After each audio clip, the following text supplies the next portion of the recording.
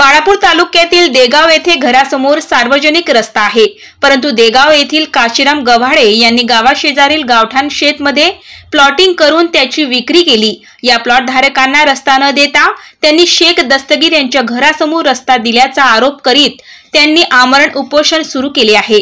सदर रस्त्यासंदर्भात यापूर्वीही शेख दस्तगीर यांनी आमरण उपोषण केले होते, त्यावेळी ग्रामपंचायतच्या वतीने लेखी आश्वासन सुद्धा देण्यात आले, परंतु त्यावर कोणतीही कारवाई करण्यात आली नाही।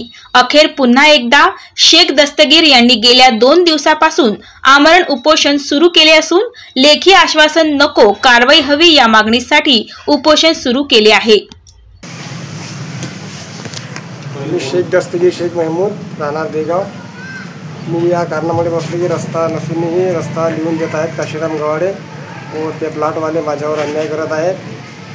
भविष्यात कधी माझ्यावर अन्याय होऊ नये करिता रस्ते जोडा किंवा बंद करा, या कारणासाठी मी उपोषणाला बसलो आहोत। यासाठी तुम्हाला किती दिवस झाले बसून? 2 दिवस झाले आज। बरं, कोणाला तर भेटायला ग्रामसेवकाने सरपंच आलते लेखी आश्वासन देऊन आणि मागे त्यानं असं लेखी आश्वासन दिलं मला। त्या लेखी आश्वासनात काय सांगितलं होतं की 1 महिन्यात आत निपटारा करू। बरं, मग किती दिवस झाले निपटारा केला नाही? याच्या अगोदर किती तारीखला बसले होते?